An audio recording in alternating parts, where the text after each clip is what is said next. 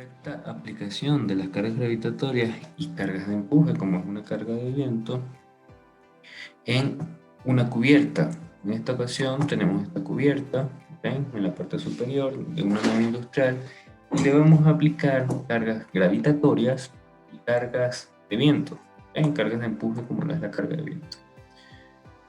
Como pueden visualizar, aquí ya está modelada la cubierta, se modeló como un elemento tipo membrana, donde despreciamos la elasticidad y el comportamiento elástico del material, por lo tanto se desprecia la resistencia a deformaciones, por lo tanto la rigidez, y también se desprecia la densidad. Si no tenemos densidad, no tenemos masa, no tenemos rigidez. Luego que nosotros modelamos el elemento tipo membrana y modelamos el elemento, la opción de dibujo Draw Poly Area, o puede ser Draw Rectangular Area, dependiendo de cómo lo quieran modelar, se distribuyen las cargas, ¿sí? Al distribuir las cargas hay que estar muy atentos de los ejes locales que pueden visualizar en View, Set Display Options, Áreas, Local Access, le dan Apply. Y hay que distribuir las cargas en el sentido de las correas. El eje de color rojo, el eje local 1, indica la dirección de la transferencia de las cargas. Esas cargas se tienen que transferir de las correas, y de las correas, como son elementos simplemente apoyados, las reacciones se transmiten a los pórticos, ¿ok?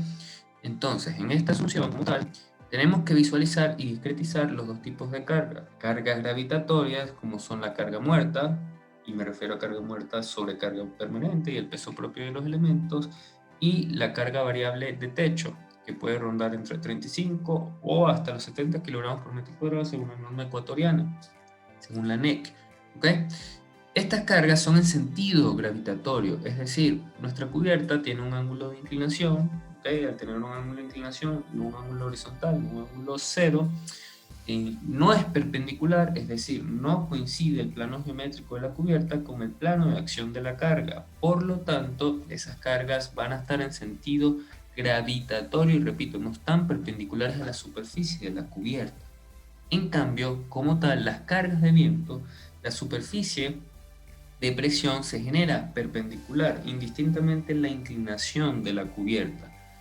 Si tenemos una cubierta de 11 grados, 15 grados, 20, 25, cualquier ángulo de inclinación, la carga de viento crítica por superficie de presión siempre va a ser perpendicular. Por lo tanto, esa carga se tiene que aplicar a los ejes locales.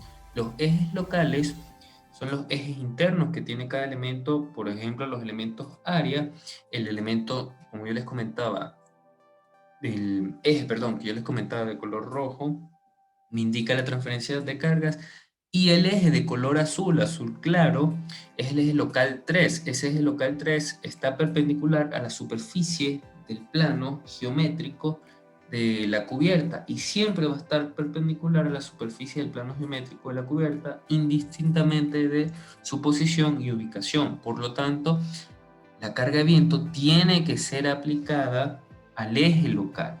Entonces, diferenciamos que las cargas muertas y la carga viva como tal se aplican en sentido gravitatorio, y la carga de viento perpendicular a la superficie de el área de mi membrana que yo creé simulando esta cubierta, y por lo tanto ejes locales para la carga de viento, sentido gravitatorio para las cargas, y valga la redundancia, gravitatorias, ¿no? Carga muerta y carga viva de techo. Luego de que entendemos esto y damos la distribución de cargas correctas, únicamente se van seleccionando los elementos membrana, y como ya todos conocemos, nos vamos a Assign, Arial Loads, uniformes al frame, ¿ok? No uniformes al shell, porque en uniformes al frame nosotros le vamos a dar el sentido de distribución de las cargas en una dirección. Si estamos trabajando con carga muerta o el peso propio, la carga o sobrecarga, perdón, permanente, sistema de coordenadas global, dirección de la carga gravitatoria, distribución de la carga en una dirección, y colocamos el valor de la carga.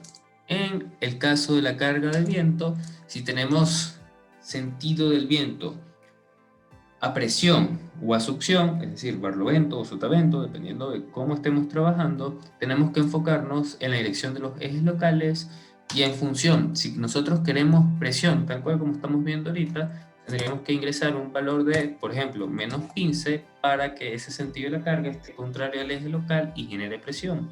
Si yo quisiera succión, sería positivo para que esté en el sentido del eje local y esté generando succión, por ejemplo, en sotavento. ¿Ok?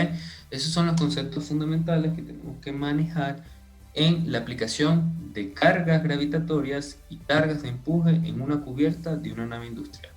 Espero que sea de su utilidad y lo puedan utilizar en sus proyectos y que puedan tener este criterio mucho más claro. Saludos.